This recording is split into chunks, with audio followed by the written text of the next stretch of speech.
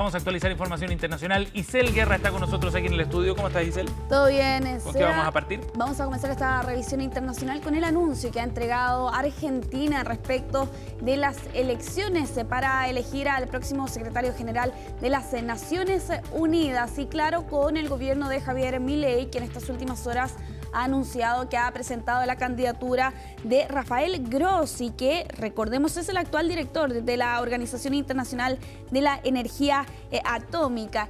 Y claro, aquí con esta presentación y anuncio que por lo demás hacen desde la Casa Rosada el día de ayer por la tarde, es el canciller argentino Pablo Quirno quien a través de su cuenta de X anunciaba que hoy es un honor y un privilegio presentar la candidatura de Rafael Grossi al cargo de secretario general de las Naciones Unidas, diplomático de carrera, ceba de 64 años, graduado en Ciencias Políticas de la Universidad Católica de Argentina con una maestría en Relaciones Internacionales y que fue presidente del Grupo de Expertos Gubernamentales de Naciones Unidas a finales de los 90 y que en 2010-2013 fue director adjunto de la OIEA, que es actualmente la organización que dirige. Y claro, con otra figura, y en particular en este caso que se ha presentado ya formalmente por parte de Argentina para competir eventualmente contra la expresidenta Michelle Bachelet, y otros nombres que también han sonado durante este periodo, como la ex vicepresidenta de Costa Rica,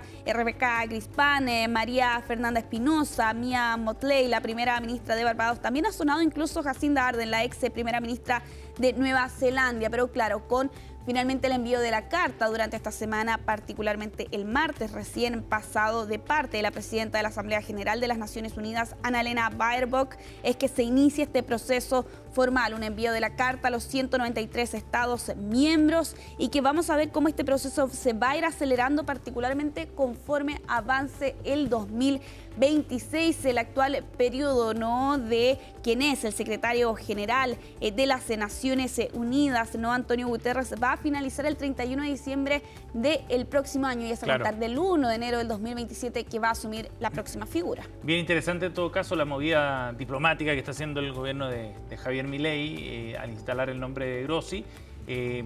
Sobre todo por lo que está en juego también en términos de liderazgo regionales. Exacto. ¿No? Con Estados Unidos acercándose muchísimo a Javier Milei, con un intento también por dictar de alguna manera la pauta dentro de la región. Aparece como un candidato que quizás pueda tener ciertas opciones si es que cuenta efectivamente con ese respaldo del gobierno de Trump. Claro, y de hecho en estas últimas horas, al menos en redes sociales, algunas figuras precisamente de otros países, particularmente de Paraguay, ya anunciaban su respaldo. El presidente de ese país anunciaba que respaldaba precisamente la figura de Grossi en estas elecciones. Ahora los países miembros no tienen tiempo para presentar precisamente estas candidaturas. En algún momento del próximo año también tanto la Asamblea General como el Consejo de Seguridad de las Naciones Unidas van a poder convocar precisamente una audiencia pública con los eventuales candidatos y con el Consejo de Seguridad, por cierto, que va a entregar una recomendación, y la Asamblea General que finalmente va a votar los nombres que sean presentados y postulados durante todo este periodo, que por lo demás va a estar al mando de esta organización por 5 años y con la posibilidad de renovar por un mandato adicional, ¿no? En total podrían ser hasta 10 años que podría estar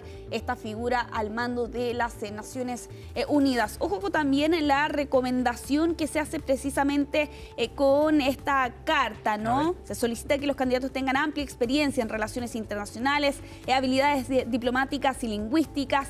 Claro, aquí también ha tomado fuerza la posibilidad de que sea una mujer, ¿no?, precisamente la próxima secretaria general, teniendo en cuenta que en toda su historia no ha tenido precisamente una mujer dirigiendo esta organización.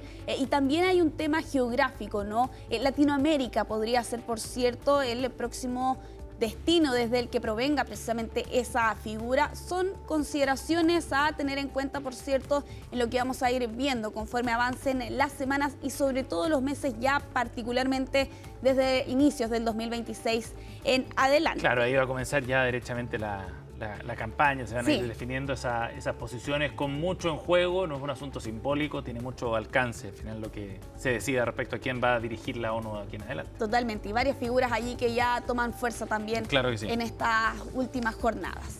Nos vamos a quedar en nuestra región, Seba, porque hay nuevos efectos en medio de las tensiones entre Estados Unidos y Venezuela. Y Nicolás Maduro, que ha revocado los permisos de funcionamiento a 6 aerolíneas.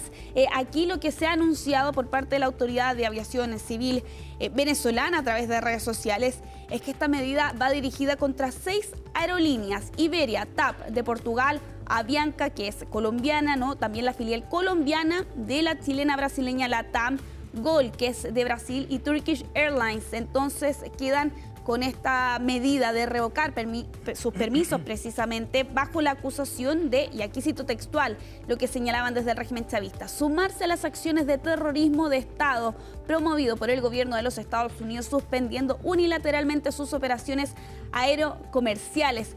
Recordemos, Seba, que hace algunos días atrás Estados Unidos lanzaba esta advertencia de dificultades precisamente en el espacio aéreo venezolano, de extremar la preocupación.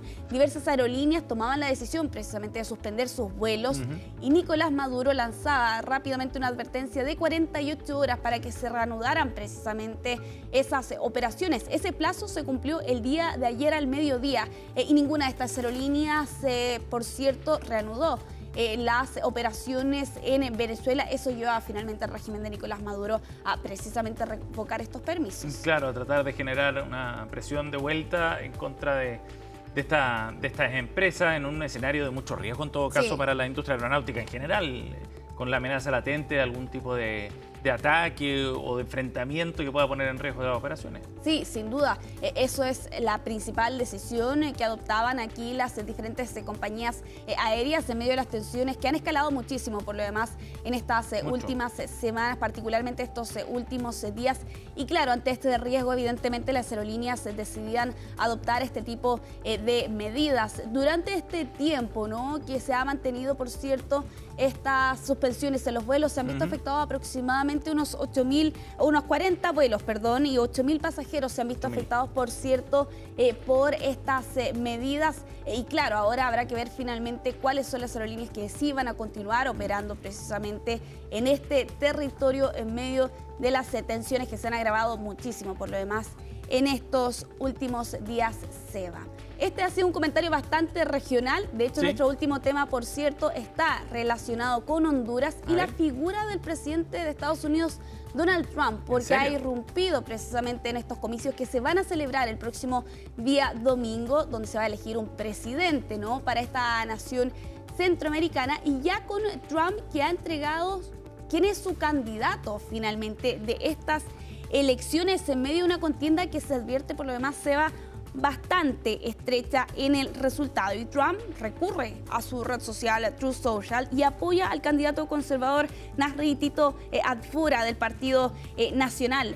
Trump señalaba en esta publicación que él puede trabajar con Nasri Tito Adfura para combatir el narcotráfico, apuntando además que los otros dos candidatos a su juicio son comunistas. Y de hecho te voy a leer parte, Seba, de esta publicación en su red social. Espero que el pueblo de Honduras vote por la libertad y la democracia y elija a Tito Adfura como presidente. Elecciones que se van a llevar a cabo este domingo, donde se va a elegir presidente, alcaldes, también diputados. Una elevada incertidumbre que se ha instalado por lo demás en esta nación en medio de una profunda crisis política, varios casos de corrupción, acusaciones de vínculos con el narcotráfico. Pero entró con todo. Controvertidos procesos electorales y claro, con Tito Adfura, que por lo demás suena como la principal opción para llegar al sillón presidencial allí en Honduras, y Trump, que ya ha dejado en claro quién es su favorito.